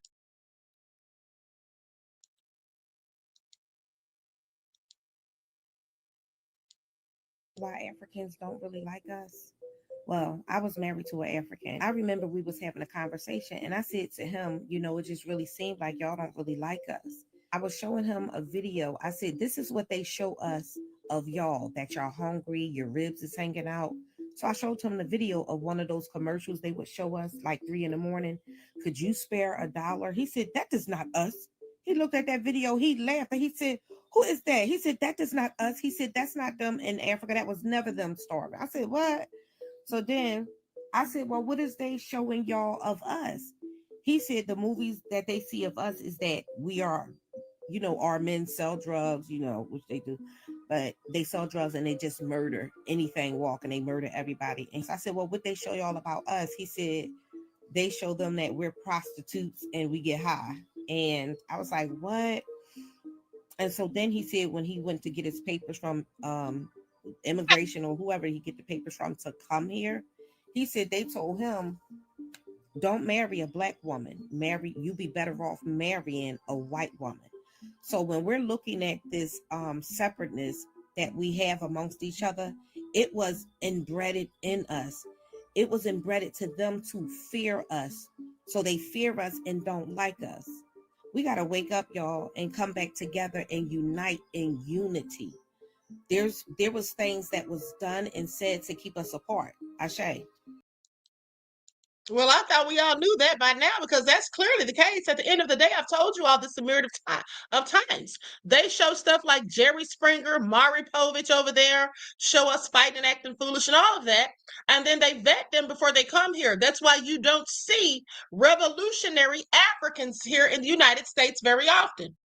Because unless they fool them and pretend that they're raccoons, but they vet them, they talk to them, and they do try to direct them in the direction of white folk and tell them that we're lazy, we steal, we're dangerous. But in the meantime, in between time, they're showing us videos. Hold on, you guys. Hold on 1 second.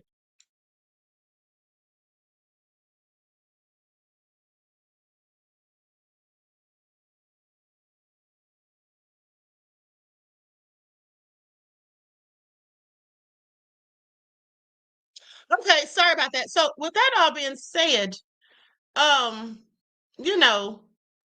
these people really are going in on us for no good reason, because the bottom line is we've all been indoctrinated to be against one another. That's why they show us, video footage of them over there, like she said, with their ribs hanging out, okay, flies buzzing around, stomachs all swollen, like they're starving and all of that. They show us the worst parts of Africa on a regular basis. That's what they show us on TV and in commercials. And they've done that for decades.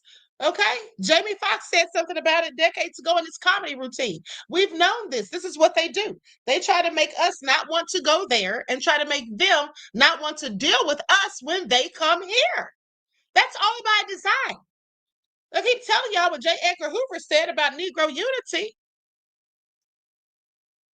Okay. And when he said that, he wasn't just talking about Black people in America. He's talking about Black people around the world. That is the biggest threat, okay, for them. So think about it. So anyway, yes, absolutely. Divide and conquer, Leon. Exactly. Okay, so let's go to this clip right here. And we're going to be out of here in a minute. I'm going to show a few more clips.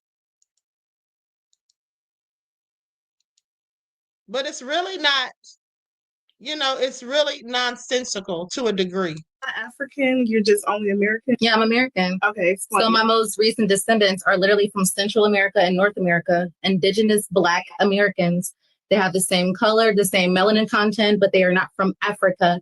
I can't name any country in Africa. What I'm saying is that if I take a test right now, I could say some Italian, some German, some Australian up in there, 13% Ghanaian, 19% Nigerian, like who knows and who cares? But what I'm saying is that my immediate ancestors are American. Oh, yeah. Mine. Are they Black?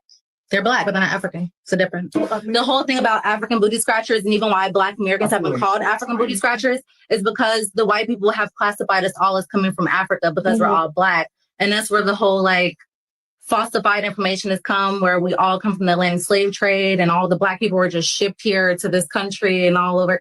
That's not true. We were already here. We were already here lining up every part of the world. But if what you're saying is true, then you are more Hispanic or Asian than you are Black, because before the transatlantic slave trade, there was what they call Paleo Indian, which those individuals. No, and once again, you're misinformed, and that's I was about that's to. nice. I'm not saying that's the only people that were here, but Yeah, they it's have not. Paleo Indians, which the Aztec came from, which the what is it, Aztec, the Inca, those tribes came from what is called Asia to some extent. What I'm saying is that with the transatlantic Atlantic slave trade, like you've been like misinformed to think that there were only, what do you say, paleo, like white colored Indians essentially that were here. That's not true. There were Black people here, or as people say, the Moors, or whatever you want to call it. There were Black people here, indigenous. She's absolutely right. The Moors were here. So what's he talking about? At the end of the day, he's talking about these Paleo Indians. Those people arrived here from Asia. They're not indigenous here. They came from Asia. So he needs to sit down somewhere. Again, someone who knows not of what they speak. Okay, so let's continue. Just a couple of more. Black Africans and Black Caribbeans are closer, almost identical. They have high, and I'm generalizing now, but generalization is pretty accurate. They have high self-esteem and lower levels of confidence. Black Americans have higher levels of confidence and lower levels of self-esteem. Because of slavery lasted here longer, it was turned into a business, and it was an intentional desire to destroy your spirit, because if they had this Black man here, coming here with all that build and all that brawn from, by the way, they say they went to Africa, oh, we're dumb, we're stupid. Knock that off. 1500s was an agricultural age. The wealthiest gold in America, in the world, were cotton crops and sugar crops and tobacco crops, which are in areas which were very humid, very hot, and the soil was almost dead. Who could master dead soil? Africans. So they went halfway around the world to find the geniuses of the soil. They brought us halfway around the world because we could build wealth for them and income. But they didn't need this brother's attitude. They needed his body. Let me tell you all something. Panama Black is just trying to get on y'all's nerves. I'm not going to ban him right now because he's not really doing anything that's a bannable offense, in my opinion. Just talking crazy. Okay, and then he says FBO has mayo on their elbows. If y'all are mad about that, please seek help. Okay, please seek help. Okay, because that's just hilarious to me. That's funny. Okay, if you let something that minuscule upset you, you need to go to therapy. Okay, please pay attention. So they separated from his family, so he had no hope. They abused his wife and held him down so he couldn't protect her until he gave up his self-esteem. Now he's just machinery. So now, 400 years later, we never healed. So if I don't like me, I'm not gonna like you. If I don't feel good about me, I'm not gonna feel good about you. Okay, now I'm gonna start cutting these short because I'm trying to get it done. I have a few more videos, like at least 3 more I want y'all to see. Experience. It's literally not duplicated anywhere on earth in history. African Americans are a completely unique phenomenon as a people. Who they are culturally, what their history is, what their experience is, isn't duplicated anywhere on earth. You don't know where you came from. You don't know what country you came from. You don't know what culture you came from. You don't know what language you came from. You don't know what your religion was before. You, like I've said before, you're more American than anyone because you don't have any other identity. Actually, your entire identity is American based. That's not the case of anyone else. I'm Irish American, I'm German American, I'm Italian American, I'm Jewish American, I'm this or that, the other. You can say African American, but you don't know anything about Africa.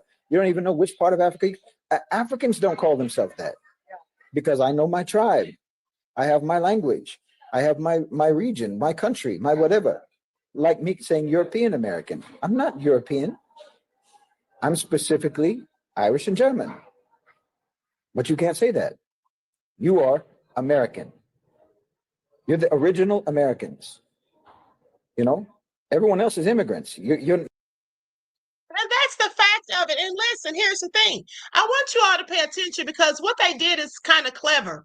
They want to call us African Americans because, you know, it sounds like we're not indigenous to this land in which we are. Okay, it sounds better for them to act as though we came from some other part of the world and we're stuck here, but we don't even know who we are or from whence we came. That's all BS.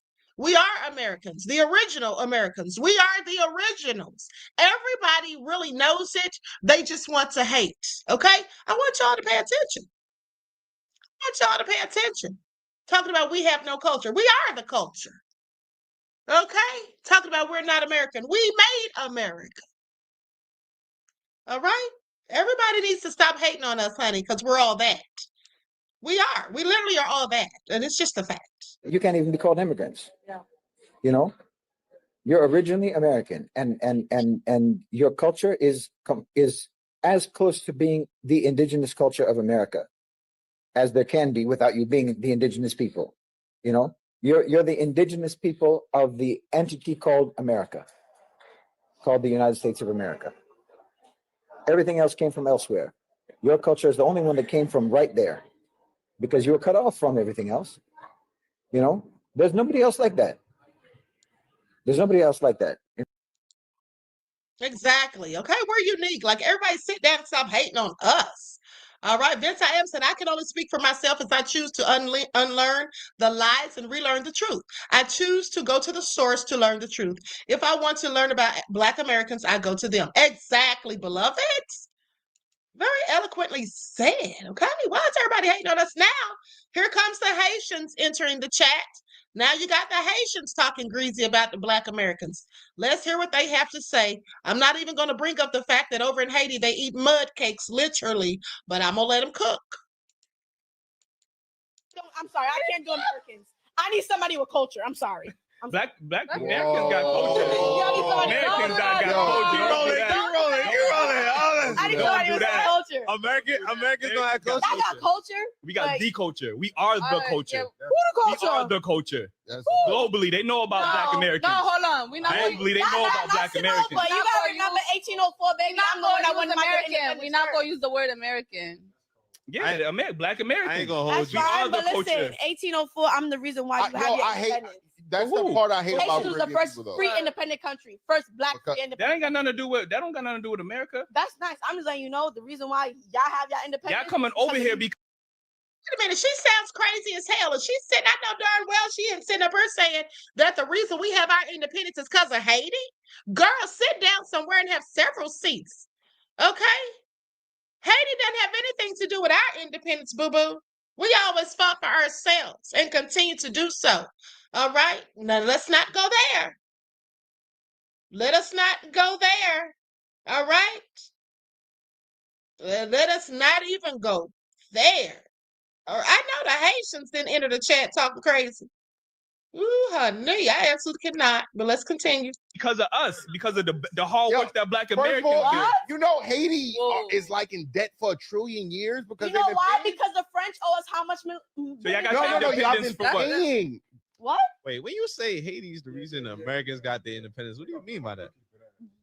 Kylie gonna cook me for that. What do you mean by that? Y'all gotta cut that out. We won. African Americans are free? I'm not saying that we set the revolution. The reason we were the first independent free country. Nobody give a fuck about y'all, bro. Look at him pointing. Look at him pointing. Are you crazy? No, but by paying Britain, what? I'm talking about we set the thing. We the one that set it. 1804. We the first free independent Caribbean country. That don't have a darn thing to do with African Americans, girl. Okay, yes, y'all had a whole revolution over there in 1804, but that didn't have anything to do with us. Y'all didn't free us. Y'all's revolution didn't have anything to do with us, in fact. Okay?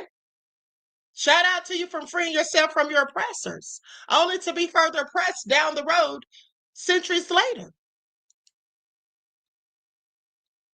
I'm not gonna go in depth with Are you that, crazy? but y'all have. But what that got to do with America? African Americans. We said it, and then y'all followed. Y'all said it for yourselves, not for we no said it, and then y'all followed. And we set the stage for y'all immigrants to come over here and profit off of America. You're saying that, and you're mad that we came to. Oh, no, I'm not mad. I'm not mad. I'm telling you what Black culture provided for you and your family. How that provided for me and my family? Because we set the standard. You came here. We set the Who standard. came here? I didn't come here. You Your here right family now? there? My family came here. And you're here And now. they made their money and they went right back to Haiti. So what's up? So why you ain't go right back to Haiti? Because why would I come back to Haiti? I'm Gucci where I'm at. Where your parents live? They here. What? And they doing the float. How's that going on right Labor back to Day. Haiti? That ain't going right back to Haiti. Child, the lies are just absolutely ghastly. Do y'all hear that? She sounds like a whole fool, honey. Your family didn't go back to Haiti, and neither did you. You're sitting right here, okay? And we all know why you don't go back to Haiti. We already know. Let's just keep it a buck. Because after y'all got y'all's revolution popping, then they blackballed y'all from the rest of the world. That's what they did. The rest of the world blackballed y'all. America, the UK, okay, they blackballed y'all. Haiti, that's just what it is. That's why they allow you all to stay in such impoverished conditions, and they really don't want to lend you all any help. And that's sad. It's very unsaid and inhumane, but that's just the truth of the matter. And shout out to them again for having a whole revolutionary and beating their oppressors. I applaud them, always will, for that. But it had nothing to do with what we did over here. You see, we've always stood on our own 10. That's what we've always done. And we still continue to do so to this day. So, I'm sorry. That sounded all nice and good when she said it, I'm sure, coming out of her mouth, but it's not true. Okay? The Haitian Revolution didn't have a damn thing to do with us and ours. But let's listen to this right here. African Americans don't have a culture. Who did your hair? Africa is your culture. You need to come home to the motherland immediately. Okay, so we understand exactly what you were saying. But who did your hair? You guys are losing. You are losing in America. You are losing. I appreciate that because I couldn't find the word. So do it start from your eyebrows and go backwards. Don't understand where you really, truly come from. Now, some people may ask, when you say home, is that where they did your hair? You don't understand. I'm sorry, my phone is ringing. Give me 1 second. I'm so sorry to cut you off, but did you say that's an illusion part? Hello? Yes, bitch, bring the Hennessy. And we sure will be there right after we find out if the person that parted your head had arthritis or not.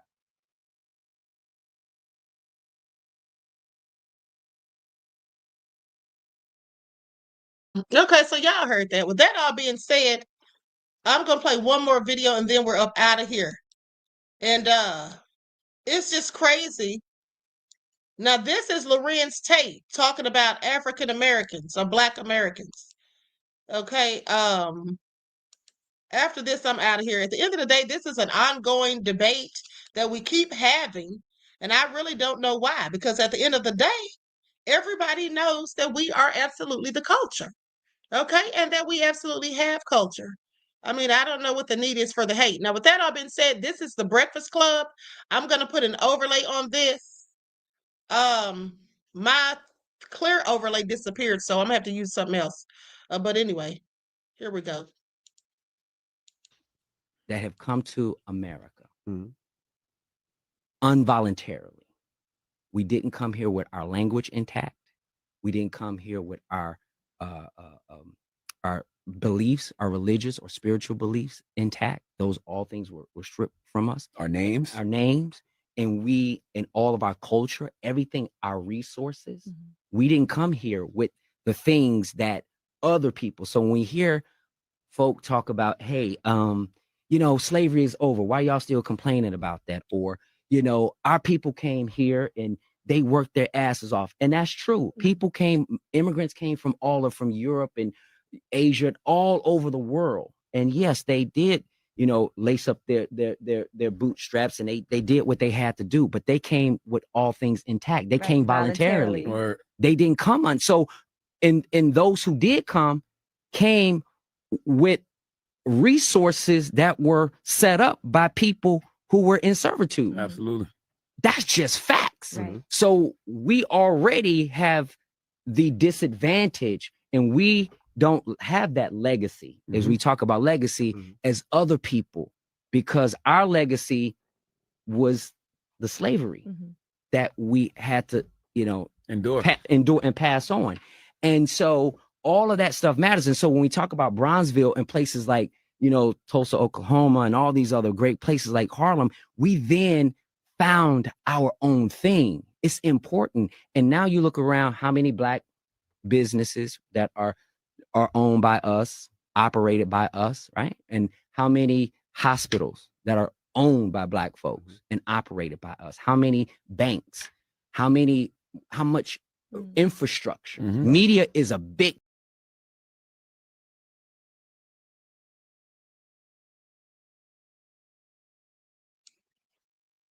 Okay, so you all heard that, what he said. That was Lorenz Tate speaking on the Breakfast Club. And, you know, a lot of what he said absolutely makes sense. Okay, so the debate continues. Like I said, these people who are going in on us, I really don't understand the need for it. I don't understand why they're mad. Even if we didn't have culture, why would it concern them? Even if we aren't lazy and weren't doing anything, why would it concern them? You should ask yourselves, beloveds, why is it that all of these other people who aren't us are so concerned and so preoccupied and in fact obsessed with us? Well, I'm glad you asked, because the very reason is because they're haters. These people are hating on us. Okay, that's just what it is, family. They're hating. Now, I'm not saying all Africans or all Black immigrants are hating, but I'm saying the ones who talk trash about us, who disrespect us and act like we can't do this, that, and the third, or we're not this, that, and the third, they're haters. They're jealous. That's all it is. It's no need to keep asking the question, trying to figure it all out. It's just plain and simple. It's called hate. They're jealous. They're jealous of our swag. They're jealous of the way we talk, the way we dance, our music. They're jealous of our genetics. They're jealous, just period. That's just what it is. Okay? And if I were them, I have to admit, I too would be jealous. I would have to be jealous too, because Black Americans are just all that. And a bag of chips and a pickle with a soda on the side. Okay? I mean, we're just the best to ever do it. That's just a fact. Racism only exists for us. Did y'all ever think about that? Do you really ever think about how important we have to really be for racism collectively to only exist due to Black Americans? All right? It's a fact. With that all being said, I'm out of here. I want to thank you all for tuning in. Each one, teach one. That's how we grow and thrive. Do something productive, constructive, but never destructive. And always remember, beloveds, to keep the Most High first in your lives. And remember that if you are a Black American, African American, FBA, okay, indigenous to Turtle Island, also known as the corporate entity America, then you are just absolutely fabulous and all that. And there's going to be a whole lot of hate coming your way. So just prepare yourself. All right? Prepare yourself. Now, with that all being said, tomorrow, beloveds, we're going to be talking about something that I first warned you all about 4 years ago. Matter of fact, 5 years ago. And it's called the power grid. That's what we're going to be talking about tomorrow, because it's going down. The power grid's going down, and I need to be here to tell you all what you need to do, and it does. Okay, so please pay attention. You don't want to miss this very important broadcast. All right, and so I love you all to life. Each one, teach one. That's how we grow and thrive. Do something productive, constructive, but never destructive. And always remember, beloveds, to keep the Most High first in your lives.